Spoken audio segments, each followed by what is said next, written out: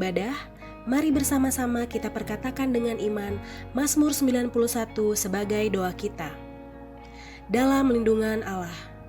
Orang yang duduk dalam lindungan yang maha tinggi dan bermalam dalam naungan yang maha kuasa akan berkata kepada Tuhan, tempat perlindunganku dan kubu pertahananku, Allahku yang kupercayai. Sungguh, dialah yang akan melepaskan engkau dari jerat penangkap burung, dari penyakit sampar yang busuk. Dengan kepaknya ia akan menudungi engkau, di bawah sayapnya engkau akan berlindung, kesetiaannya ialah perisai dan pagar tembok. Engkau tak usah takut terhadap kedahsyatan malam, terhadap panah yang terbang di waktu siang, terhadap penyakit sampar yang berjalan di dalam gelap, terhadap penyakit menular yang mengamuk di waktu petang. Walau 1.000 orang rebah di sisimu dan 10.000 di sebelah kananmu, tetapi itu tidak akan menimpamu. Engkau hanya menontonnya dengan matamu sendiri dan melihat pembalasan terhadap orang-orang fasik. Sebab Tuhan ialah tempat perlindunganmu, yang maha tinggi telah kau buat tempat perteduhanmu. Malapetaka tidak akan menimpa kamu, dan tulah tidak akan mendekat kepada kemahmu. Sebab malaikat-malaikatnya akan diperintahkannya kepadamu untuk menjaga engkau di segala jalanmu. Mereka akan menatang engkau di atas tangannya, supaya kakimu jangan terantuk kepada batu. Singa dan ular tedung akan kau langkahi, engkau akan menginjak anak singa dan ular naga. Sungguh hatinya melekat kepadaku, maka aku akan meluputkannya. Aku akan membentenginya sebab ia mengenal namaku. Bila ia berseru kepadaku, aku akan menjawab. Aku akan menyertai dia dalam kesesakan. Aku akan meluputkannya dan memuliakannya. Dengan panjang umur akan kukenyangkan dia, dan akan kuperlihatkan kepadanya keselamatan daripada. Haleluya, shalom. Sekali lagi shalom church. Welcome to our online Sunday service this week. Terima kasih Tuhan Yesus, Engkau telah kumpulkan kami Tuhan pada hari ini Tuhan Yesus secara virtual Tuhan untuk mengikuti ibadah kami pada hari ini. Kalau sebentar kami mau memuji dan menyembah Engkau Tuhan Yesus, kami mau bersorak-sorai untuk nama-Mu Tuhan. Haleluya, sama-sama sorakan haleluya. Sambut tepuk tangan di atas kepala Bapak Ibu Saudara.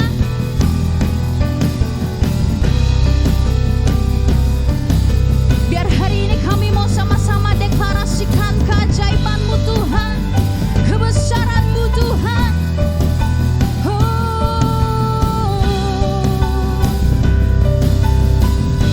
Sama-sama katakan,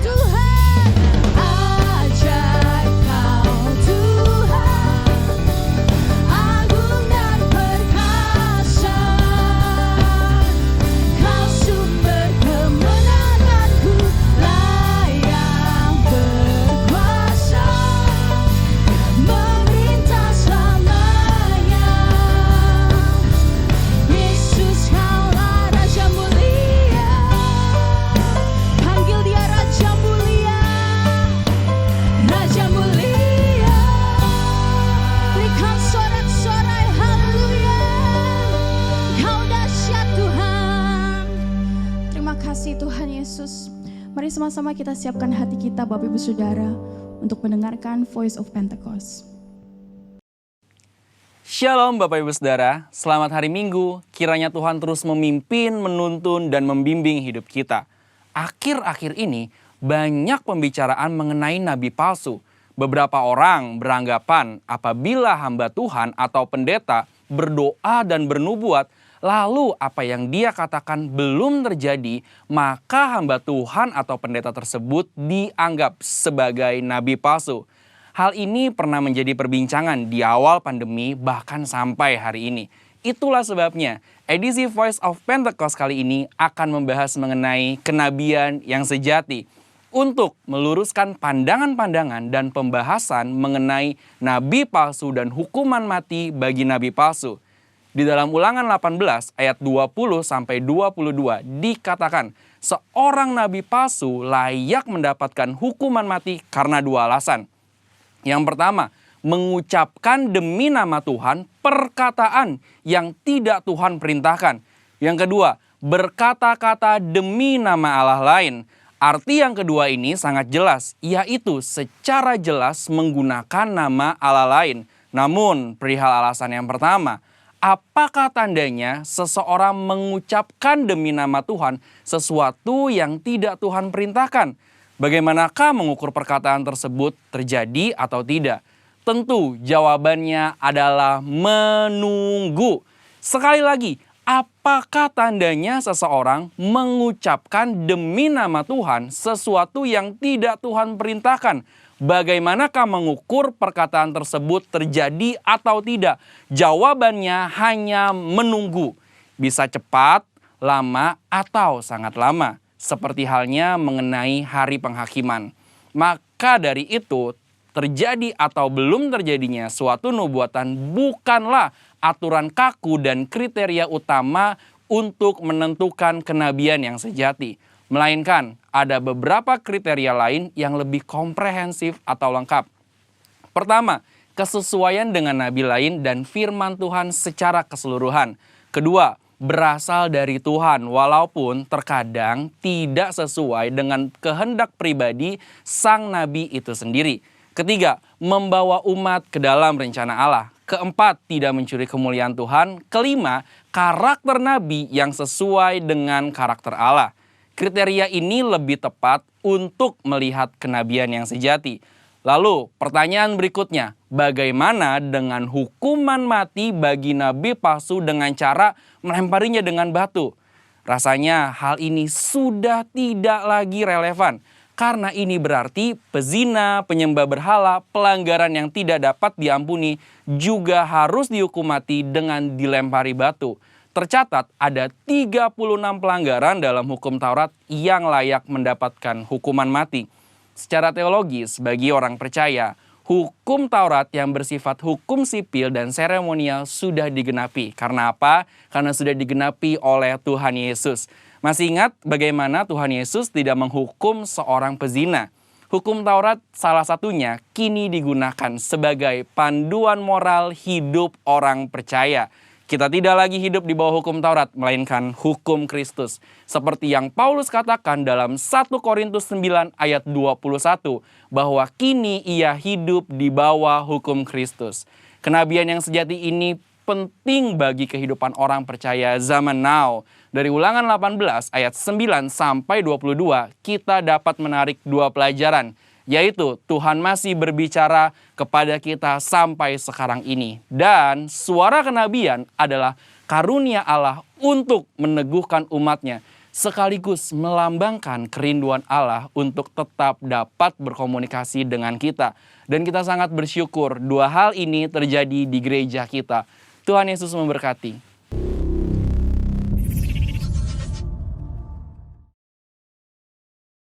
Sebelum lebih lagi kita masuk dalam pujian penyembahan dan firman Tuhan, mari bersama kita deklarasikan Pentakosta ketiga.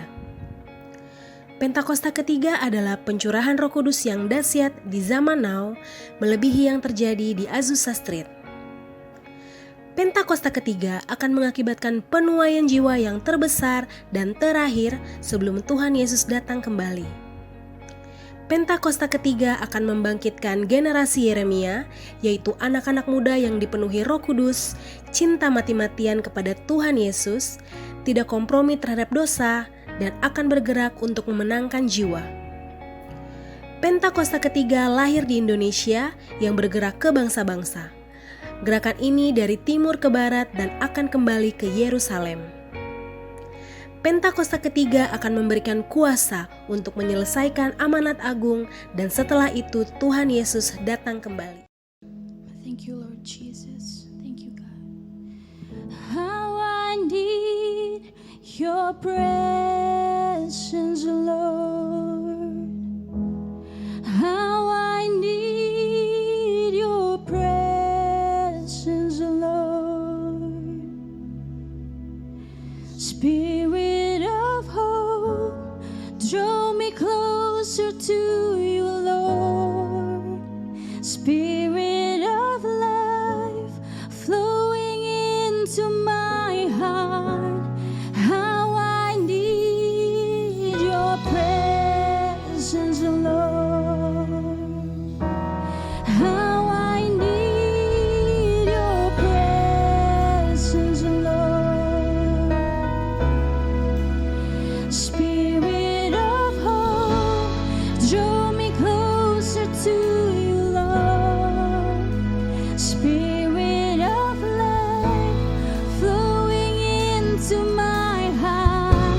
Oh, how I need your presence, Lord. How I need you, Lord. Your presence, Lord.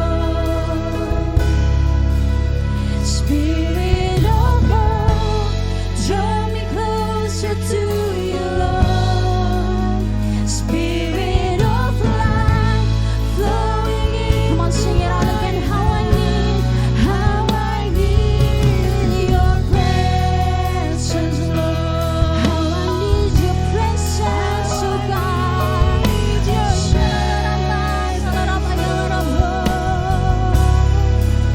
Spirit of hope, draw me closer to you, Lord. Spirit of life, flowing into my heart, as I worship you. Bapak Ibu Saudara, mari sama-sama kita bersatu dalam doa. Shkandaralabaralabu, shkandaralabaralabu. Bapa di dalam surga, pada hari ini kami bersyukur karena Engkau masih memberikan kami kesempatan untuk beribadah bersama-sama walaupun masih secara online. Dimanapun kami berada, kami percaya hadirat-Mu pasti akan memulihkan, menyembuhkan dan membangkitkan setiap kami pribadi lepas pribadi. Bapa, sekarang secara khusus kami ingin berdoa bagi bangsa kami, bangsa Indonesia, tempat di mana kami tinggal. Tuhan, kami percaya bahwa COVID-19 pasti akan dihalaukan dari bangsa Indonesia. Kami percaya Indonesia pasti dilepaskan dari resesi ekonomi. Indonesia pasti dipulihkan. Indonesia pasti disembuhkan. Indonesia pasti mengalami Pentakosta ketiga. Shkandaralabu, shkandaralabu. Kami juga berdoa Tuhan bagi pemimpin kami, presiden kami, Bapak Joko Widodo dan wakilnya Pak Ma'ruf Amin. Berikan hikmat-Mu Tuhan kepada mereka, sehingga hanya apa yang menjadi kehendak-Mu yang boleh terjadi atas bangsa kami. Berkati juga semua aparat kami mulai dari yang tertinggi sampai yang terendah. Berikan mereka semua roh takut akan Tuhan. Bapa, berkati generasi-generasi muda yang ada di Indonesia. Berikan mereka roh yang menyala-nyala agar mereka bisa bangkit dan menyatakan firman Tuhan. Menjadi generasi Yeremia yang hidup kudus dan takut akan Tuhan. Ya Bapa, kami juga berdoa bagi gereja-gereja yang ada di Indonesia, supaya Engkau berikan roh kesatuan dan unity, sehingga gereja bisa menjadi terang dan garam di Indonesia. Bapa, berkati para pemimpin rohani kami dengan urapan-Mu double portion ya Tuhan. Berkati gembala sidang kami, Opa Niko Nyotoro Harjo dan keempat wakilnya. Berikan mereka kesehatan yang sempurna, kuatkan dan teguhkan mereka sehingga bisa memimpin umat-Mu dalam dimensi yang baru. Berkati juga gembala rayon kami, Pendeta Yohanes Raja Guguk dan kedua wakilnya. Berkati mereka supaya bisa membawa rayon, bisa membentuk rayon 1G menjadi prajurit-prajurit Tuhan yang gagah perkasa. Kami juga berdoa bagi gembala kami di tempat ini, Opa Rom Uli dan wakilnya. Berkati ya Tuhan, kami percaya kalau gereja kami akan mengalami mujizat, penuaian jiwa yang besar-besaran.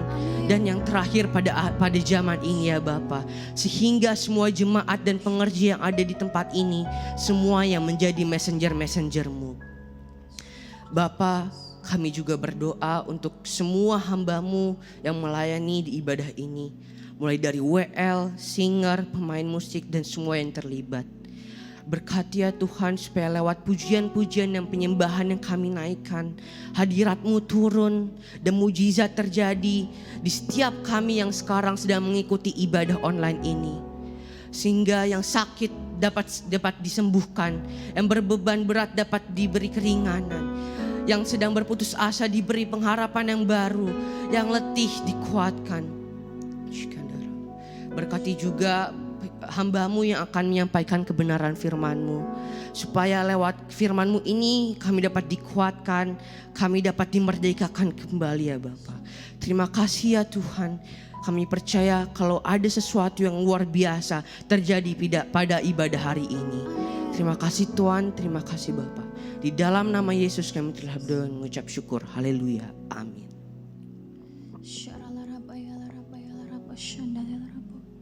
Biar hari ini Tuhan kami boleh ketemu dengan Engkau Tuhan Yesus.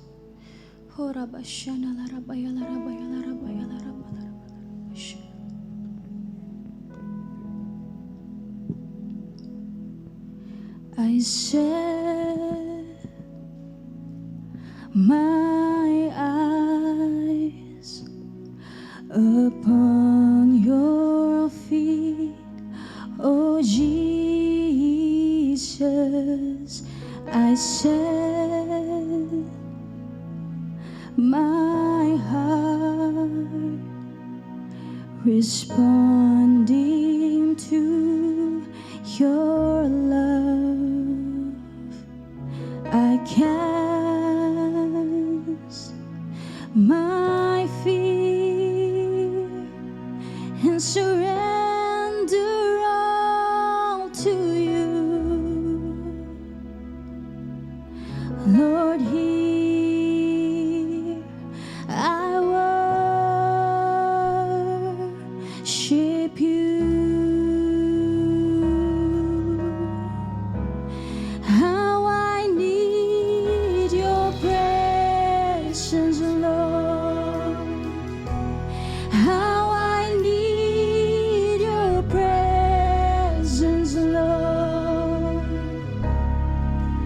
Spirit of hope, draw me closer to you, Lord.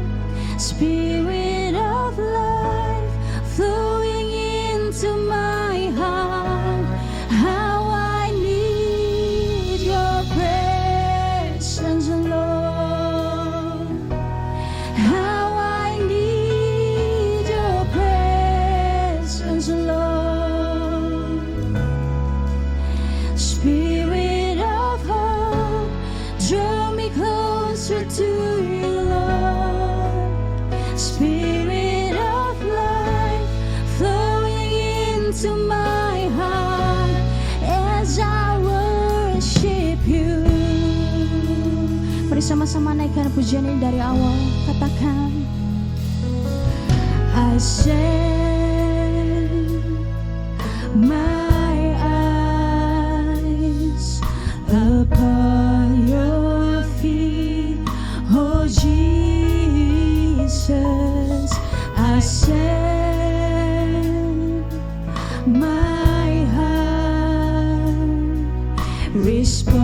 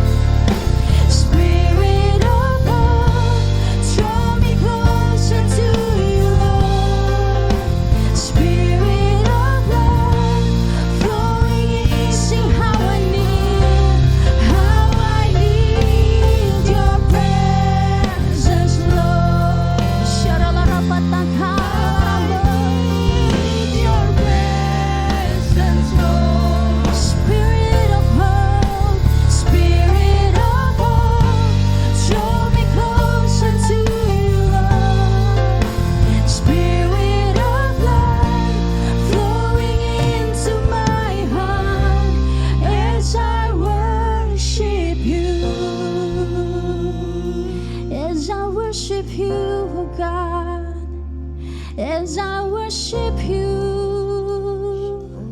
Mari angkat suaramu dan mulai sembah Dia. Saat kami sembah Engkau Tuhan, Engkau hadir dan jamah kami. Kami butuh hadirat-Mu, kami butuh hadirat-Mu Tuhan. Dalam hidup kami, dalam hidup kami. Let's lift our voice and worship Him. Oh Jesus, hallelujah, hallelujah.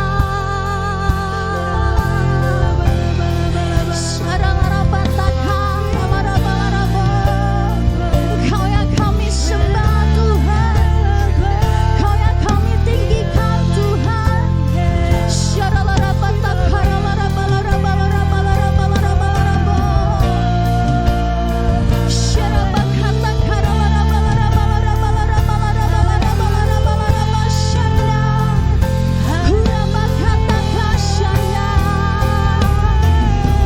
Kami angkat tangan kami dan kami sembah Engkau Tuhan.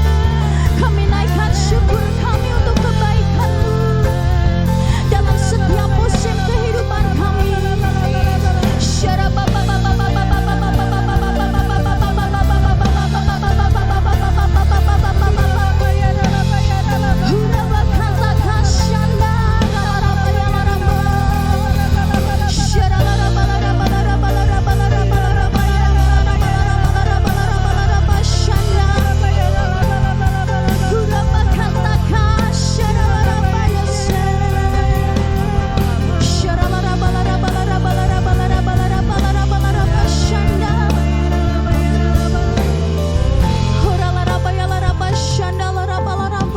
Engkau baik Tuhan, Engkau baik.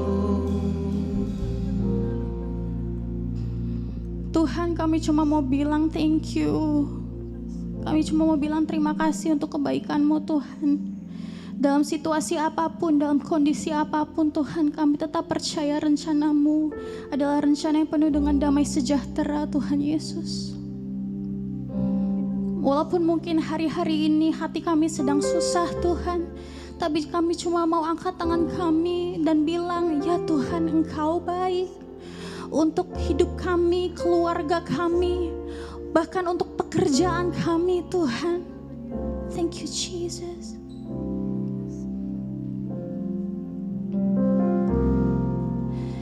Ya Yesus baik, ya Yesus baik. Panggil namanya.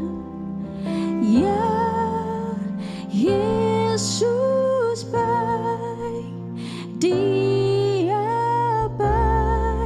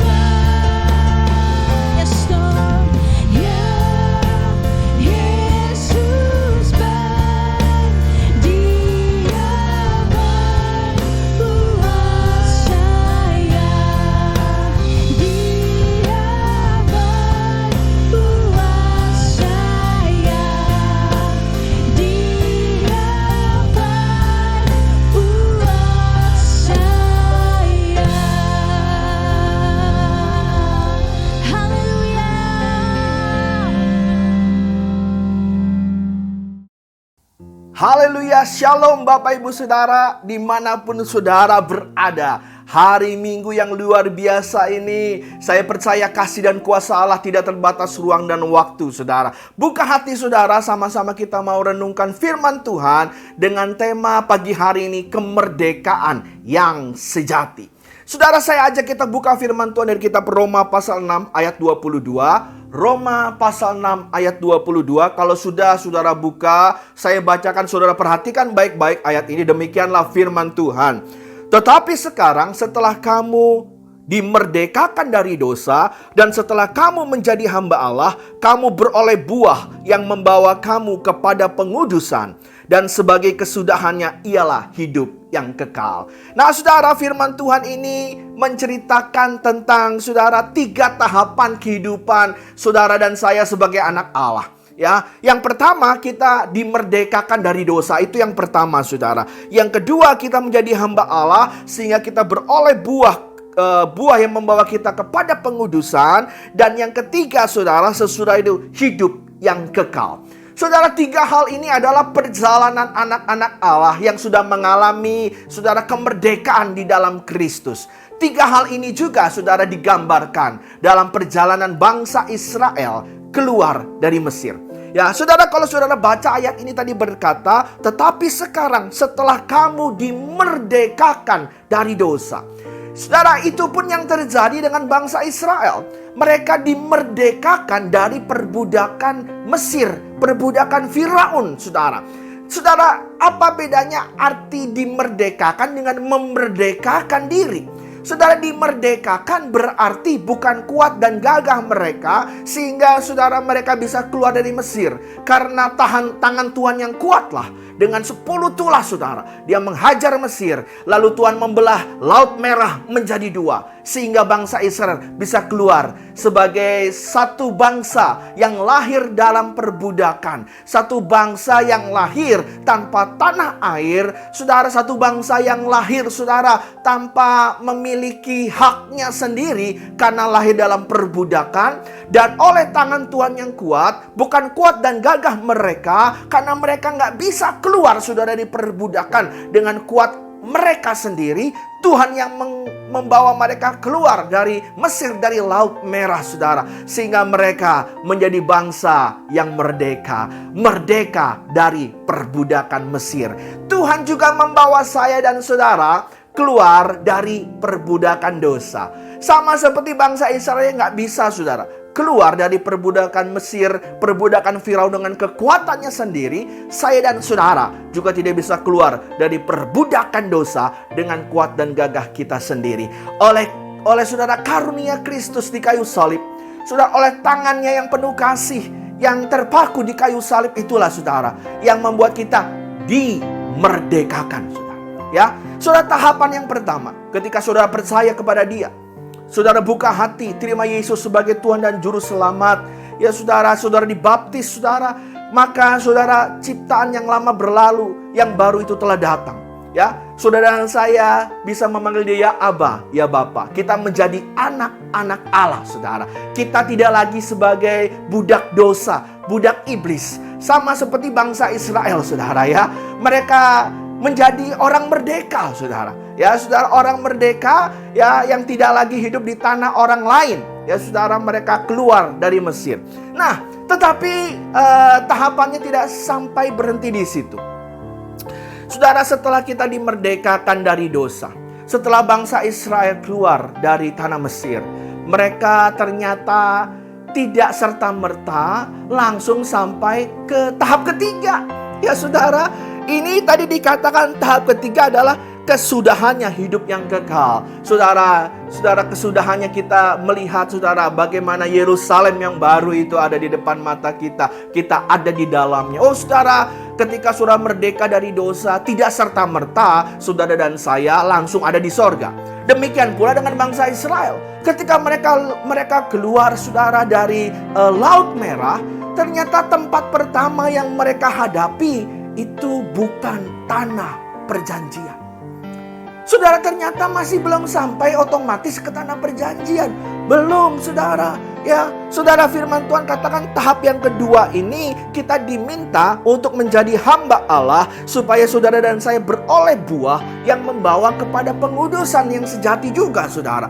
Ya, saudara, ketika bangsa Israel keluar dari Laut Merah, maka mereka sudah bebas dari perbudakan Mesir, saudara. Ya, tetapi ya tempat yang mereka akan temui ya di tahapan yang kedua ini akan memastikan ya mereka ini menjadi orang-orang yang siap menjadi penghuni tanah perjanjian, yang mengerti. Katakan amin. Ya, kenapa, saudara? Karena kan detik itu mereka merdeka. Mereka bukan lagi budak, ya. Saudara, maka mereka sebetulnya bebas lakukan apapun juga. Lalu kenapa, saudara, Tuhan izinkan tempat yang pertama mereka hadapi keluar dari Laut Merah adalah padang gurun? Kenapa, saudara? Di sini firman Tuhan katakan, setelah kamu menjadi hamba Allah. Nah, saudara, ya, setelah kita merdeka, bukan serta-merta, saudara, kita bisa semau gue, bisa hidup seenaknya aja. Kenapa? Saudara, bayangkan, ketika bangsa Israel keluar dari Laut Merah, tempat yang mereka hadapi namanya padang gurun, saudara. Nah, di padang gurun ini mereka harus belajar untuk menjadi hamba Allah. Kenapa, saudara? Kenapa mereka nggak bisa langsung menjadi orang merdeka yang bisa jalan semau gue? Tunggu dulu, saudara. Ini tempat yang mereka lalui namanya padang gurun. Mereka bisa nggak, saudara, berjalan semau gue? Yes, bisa, saudara. Bisa. Tapi kalau mereka mau berjalan seenak dirinya sendiri, mereka menjelajahi padang gurun, saudara. Saudara, kalau tahu padang gurun, saudara, padang gurun itu sepanjang saudara memandang, ya, itu isinya pasir, saudara. Lalu kenapa bangsa Israel bisa survive? Karena ada perlindungan Allah, pertolongan Allah. Kalau malam itu ada tiang api, kalau siang itu ada tiang awan, saudara. Jadi di tengah kebebasannya, di tengah kemerdekaannya, tidak lagi menjadi orang yang diperbudak, bangsa Israel harus belajar untuk menundukkan diri kepada Allah. Apakah mereka bisa bebas untuk tidak tunduk pada Allah? Yes, bisa, saudara. Ya, mereka bisa berjalan semau dia. Tapi kalau saudara tahu, kalau orang keluar dari tiang awan dan tiang api yang dihadapi, saudara, itu padang gurun, padang belantara, saudara. Ya, mereka boleh lari sekencang-kencangnya, saudara. Tapi, saudara, sebelum tenaganya habis, saudara, ya mereka tidak akan pernah mencapai tujuan. Ya, saudara, kira-kira gambarannya kalau saudara ada di sebuah perahu sekoci di tengah samudera yang luas, ya, saudara lihat ke kanan kiri itu sama seperti di padang gurun, saudara. Semua isinya air. Ya, saudara nggak tahu arah kemana. Ya, lalu saudara mau sekuat tenaga semau sendiri ngejalanin sekoci saudara, itu boleh dan bisa, saudara. Tapi saudara belum sampai kemana-mana, tenagamu habis dan tidak lama engkau mati, saudara. Di tengah-tengah samudera, di tengah-tengah lautan. Demikian pula dengan padang gurun. Mereka boleh lari dari perlindungan Allah, mereka boleh berbuat semau gue, sama seperti di Mesir. Aku mau hidup sebagaimana cara orang Mesir hidup. Ya, aku sudah dimerdekakan, aku mau menjalani kemerdekaan ini semau aku. Oh, saudara, bisa saja. Tapi percayalah, saudara, tidak akan bertahan lama. Ya, begitu keluar dari covering Allah, mereka akan segera, saudara, berhadapan dengan liarnya padang gurun, saudara. Mereka akan binasa di tengah padang gurun. Nah, lalu saudara, ketika saudara sudah dimerdekakan, tetapi saudara sedang menghadapi hari-hari di mana saudara dan saya ada di tempat yang belum pernah saudara dan saya lalui sebelumnya. Sama seperti bangsa Israel, saudara. Catat baik-baik, setiap jengkal, setiap inci yang dijalani oleh bangsa Israel, saudara, seumur hidup mereka belum pernah melihatnya. Seumur hidup mereka belum pernah melaluinya. Hari-hari ini di masa pandemi, kita belum pernah lalui, saudara, hari-hari seaneh hari-hari ini, saudara, ya. Hari-hari semengerikan hari-hari ini, saudara. Saking mengerikannya sampai orang tidak berani lagi terbang, Orang tidak berani lagi saudara nginep di hotel sembarangan. Ini hari-hari yang saya dan saudara belum pernah alami sebelumnya. Saudara, jangankan itu saudara. Saudara menjalani usia saudara hari ini. Let's say saudara hari ini berusia 52 tahun. Ya, bukankah saudara 52 tahun ini adalah usia yang seumur hidup saudara juga belum pernah alami. Jadi saudara, ada jalan di depan yang kita belum pernah lewati sebelumnya.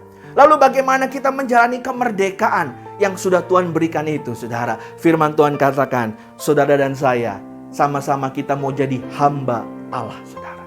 Hamba Allah itu orang yang mau diatur oleh Allah. Hamba Allah itu orang yang mau diperintah oleh Allah. Hamba Allah itu orang yang mau tunduk kepada Allah, saudara. Di tengah-tengah masa pandemi ini, saudara bisa saja merasa sebagai orang merdeka dan saudara berkata, aku mau hidup semau gue. Saudara, tapi hati-hati saudara. Ada lautan tak bertepi. Ada padang gurun yang penuh dengan binatang buas, saudara. Kalau saudara hidupi kemerdekaan yang sudah Tuhan berikan ketika saudara percaya Yesus lahir baru dan saudara mau hidup semau gue, maka percayalah saudara, padang gurun yang seharusnya bukan menjadi final destination saudara dan saya, padang gurun yang seharusnya cuma sebagai tahapan kedua dalam hidupmu, justru orang-orang yang seperti itu bisa berakhir di padang gurun, saudara. Tidak pernah sampai ke tahapan ketiga, yaitu apa, saudara? Hidup yang kekal. Nah, saudara, oleh karena itu di tengah-tengah masa pandemi ini, saya dorong saudara, saya mau ingatkan saudara sebagai hamba Tuhan di tempat ini, saudara, melalui mimbar online ini, untuk saudara dan saya mau mengikuti direction, arahan, kompas ya. Kalau ada di lautan saudara tanpa kompas, saudara nggak akan pernah sampai kemana-mana ya. Kompas itu, arahan itu adanya di mana? Adanya di firman Tuhan, saudara. Bagaimana cara kita menundukkan diri kepada Allah? Tunduk kepada firman Tuhan. Nah, orang-orang saudara yang percaya kepada arahan Allah, orang-orang yang percaya dan tunduk kepada perintah Tuhan, kira-kira seperti apa? Saudara, saya ingat satu kali saya sedang berjalan di satu gang yang sempit. Lalu gang ini saudara ada belokan ya, yang cukup satu mobil saja lewat ya saudara, dan di belokan ini kiri kanannya ada selokan, saudara. Lalu ada motor lewat juga di depan, sehingga saudara saya dengan sangat sulit bisa melewati jalan ini. Saudara, saya sangat khawatir nih saudara, kalau saya terlalu ke kanan saya masuk ke selokan. Sementara saya cuma sendiri, saya nggak bisa lihat. Tiba-tiba ada satu orang pria saudara berdiri di dekat depan mobil saya. Lalu dia berkata seperti ini, "Pak, terus." Dia kasih arahan kepada saya, saudara. Saya tidak bisa lihat selokannya. Saya tidak bisa lihat temboknya, saudara. Sudah sedekat apa dengan bumper mobil saya. Saya ada di satu titik yang namanya blind spot, di mana saya nggak tahu kondisi dan keadaannya. Saya bisa jatuh, saudara, ke dalam parit, saudara. Dan saudara, hari itu yang baru saja saya mulai, baru mau berangkat beraktivitas, tiba-tiba harus berakhir dengan peluh, dengan keringat, mengangkat mobil yang masuk selokan, saudara. Tapi hari itu ada seorang pria memberi arahan, dan saudara, saya percaya saja, saudara. Saya tidak lihat kondisinya, saya tidak lihat, saudara, selokannya. Saya cuma lihat dia. Saya lihat mulutnya, dia bilang, "Terus Pak, kiri Pak." Saya ikuti, saudara. Dan apa yang terjadi, saudara? Mobil saya lewat dengan selamat. Nah, saudara, dalam hidup ini ada banyak blind spot. Masa pandemi ini, saudara, masuk dalam resesi ekonomi. Ada banyak titik-titik yang saudara tidak bisa lihat. Mungkin ada di hari depan. Mungkin bahkan hari esok, saudara rasanya buta untuk melihatnya apa yang terjadi. Saudara dan saya mungkin tidak memiliki kemampuan untuk melihat. Tapi Tuhan kita adalah Alfa dan Omega. Saudara, arahkan matamu kepada Tuhan dengan sungguh-sungguh. Percayakan hidupmu kepada Tuhan. Ada satu ayat, saudara, sebelum kita tutup ibadah ini. Firman Tuhan dari kitab 1 Korintus 9 ayat 26. Demikianlah firman Tuhan. "Sebab itu aku tidak berlari tanpa tujuan, dan aku bukan petinju yang sembarangan saja memukul." Saudara, Rasul Paulus berkata bahwa dalam perjalanan hidupnya Dia tidak berlari tanpa tujuan. Dia juga bukan petinju yang sembarang memukul, saudara. Saudara pastikan bahwa tujuan saudara itu bukan berhenti di padang gurun, saudara. Saudara jangan mati di padang gurun. Jangan mati dalam proses, saudara. Percayalah, saudara. Padang gurun ini bukan final destination. Pandemi yang saudara dan saya alami, kondisi mungkin kesulitan ekonomi yang berat yang saudara sedang pikul hari ini, saudara, ini bukan akhir perjalanan hidupmu. Karena firman Tuhan tulis dalam Roma 6 ayat 22. Sebagai kesudahannya. Saya mau katakan, saudara, sebagai kesudahan dari chapter, dari episode hidup saudara dan saya, ketika saudara mau terus bergantung, berharap kepada direction, kepada arahan, kepada kompas daripada firman Tuhan, maka kesudahannya ialah hidup yang kekal. Kesudahannya adalah tanah perjanjian. Saudara, bisa jadi hari ini saudara dalam titik yang paling nadir dalam hidupmu. Engkau sudah tidak bekerja mungkin beberapa bulan. Masih ada mungkin beberapa simpanan, mungkin bulan demi bulan semakin menipis. Makin banyak blind spot, titik-titik gelap yang saudara nggak bisa tahu, nggak bisa lihat apa yang akan terjadi.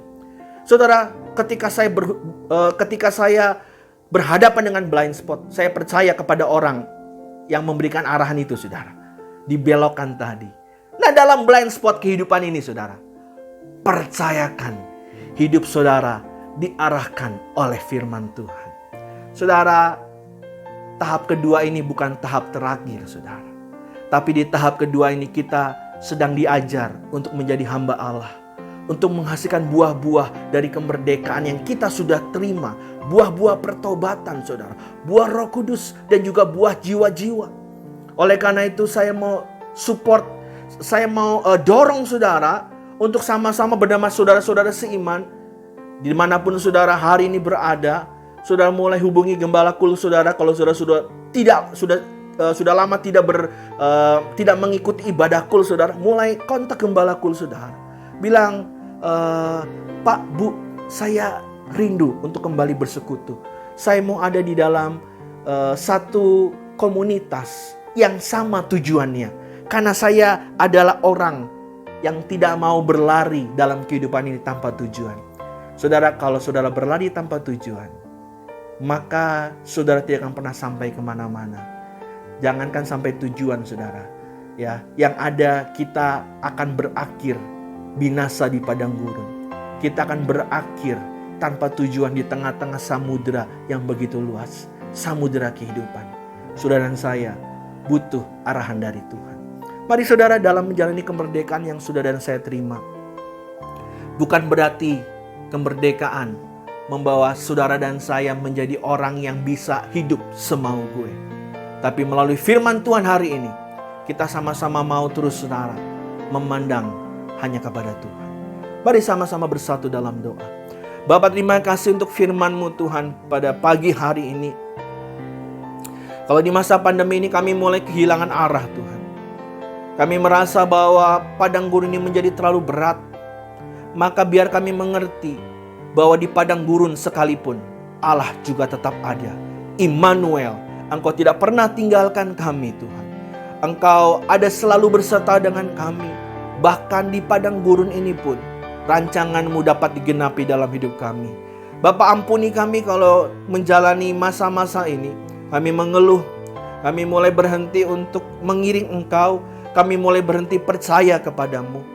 Tapi Tuhan, ketika kami menghadapi blind spot dalam kehidupan ini, kami mau benar-benar berserah kepada Engkau saja. Mata kami tidak tertuju kepada parit atau selokan atau kondisi resesi ekonomi, tapi sama seperti ilustrasi tadi, mata kami tertuju kepada kepada pribadi yang memberikan arahan itu, yaitu kepada Engkau, Tuhan. Waktu mata kami tertuju kepada Engkau, bukan kepada masalah yang ada, maka perlahan demi perlahan kami mulai melewati blind spot tadi. Dan kami melihat janji Allah digenapi dalam hidup kami. Terima kasih Bapa. Biar kekuatan yang baru di pagi hari tercurah bagi kami semua. Sembuhkan yang sakit, kuatkan yang lemah Tuhan. Bangkitkan yang putus asa Tuhan. Kami percaya masa depan kami adalah kehidupan yang kekal bersama dengan Allah.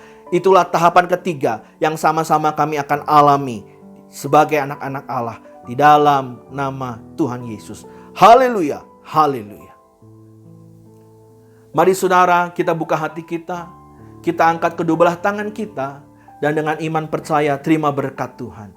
Berkat kasih karunia damai sejahtera, sukacita yang berlimpah-limpah dari Allah Bapa di surga, di dalam anak yang tunggal Yesus Kristus, Tuhan Raja dan Juru Selamat kita semua, dalam tuntunan kasih kuasa penghiburan dan persekutuan yang manis dengan Roh Kudus, menyertai saudara dan saya, sejak pagi hari ini, sampai nanti Dia janji datang kedua kali jemput kita di awan-awan yang permai, bahkan kekal selama-lamanya. Yang percaya hidupnya diberkati Tuhan, sama-sama katakan, amin. Haleluya, selamat hari Minggu saudara, Tuhan Yesus memberkati. Saudara yang dikasihi Tuhan, terima kasih sudah bergabung untuk mengikuti ibadah raya online GBI Raden Saleh. Kami informasikan kepada saudara yang rindu untuk menabur, berupa taburan persembahan umum atau persepuluhan, dapat dilakukan melalui transfer ke rekening BCA dengan nomor rekening yang tertera di layar atas nama GBI Raden Saleh R1G. Kami mohon untuk saudara dapat mencantumkan kode persepuluhan untuk taburan persepuluhan atau keterangan persembahan dalam berita transfer. Kami juga informasikan untuk saudara sekalian yang memiliki anak usia sekolah minggu untuk dapat mengikuti sekolah minggu online yang dimulai pada pukul 9 pagi di channel YouTube GBI Raden Saleh. Dalam rangka ulang tahun gereja kita yang ke-28 dan menjaga kita semua tetap aktif, bersehati, berkumpul dan berdoa di masa pandemi ini, Cool Celebration Online dengan tema A New Dimension of Raden Saleh akan diadakan. Kegiatan ini tidak terbatas hanya untuk gembala Cool dan jemaat Cool saja. Catat tanggal dan waktunya, Minggu 4 Oktober 2020 pukul 11 siang. Ayo, daftarkan diri Anda untuk bergabung dan ajak semua anggota keluarga. Ikuti Facebook dan Instagram kami untuk details kegiatannya. Untuk saudara yang membutuhkan pelayanan jemaat atau informasi lainnya, silakan menghubungi Sekretariat GBI Raden Saleh melalui nomor telepon yang tertera di layar. Demikian informasi yang kami berikan. Terima kasih. Selamat hari Minggu. Tuhan Yesus memberkati.